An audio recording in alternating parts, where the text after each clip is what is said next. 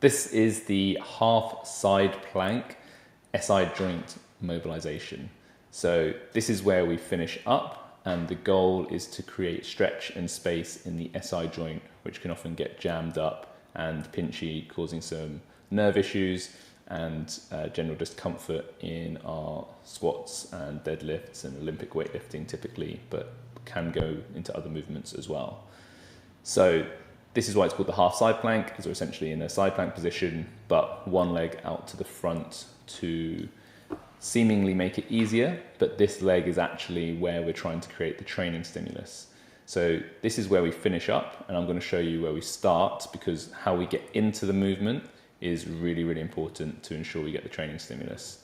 So from a standing position, we're going to step back into a reverse lunge with the non-working leg. So if I'm trying to mobilize my right SI joint, I step the left foot back. From here, I'm going to lean over to the side as if I'm coming down from a Turkish get-up. Then keeping the load in the right foot, especially the right heel, I'm then going to swing my leg around to find that side plank position. So foot, hip, shoulder and head should finish lined up like so. So if I was stood here and looking over the top, this would be a nice straight line through the whole body here.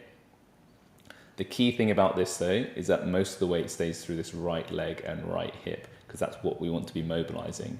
If we came into this movement from the side plank, the first thing that would get loaded would be the lateral chain on the left side, which is good for normal side plank exercises, but not for this one. The focus here is actually loading this right hip and creating space in the backside in the SI joint. So all our normal side plank cues are in place, top hand to ceiling, shoulders stacked on top of each other, so you're not turning your shoulders. You'll notice a slight amount of rotation through my hips, but we're trying to minimize that as much as possible. And from this position, we're just going to drop the hips and then open them up as well. So as I said before, the goal is really opening up the space in that SI joint behind the pelvis and using the weight through this right leg to create space. I'll show you just a few more reps. Big stretch and then press away using this foot, not so much lateral chain involvement. But yeah, this is phenomenal if somebody's feeling jammed up in the backside of their pelvis, not feeling like they can create motion in that joint, which is very common. If somebody's been lifting heavy for a long period of time, this joint motion often gets shut down through a lot of tension and bracing.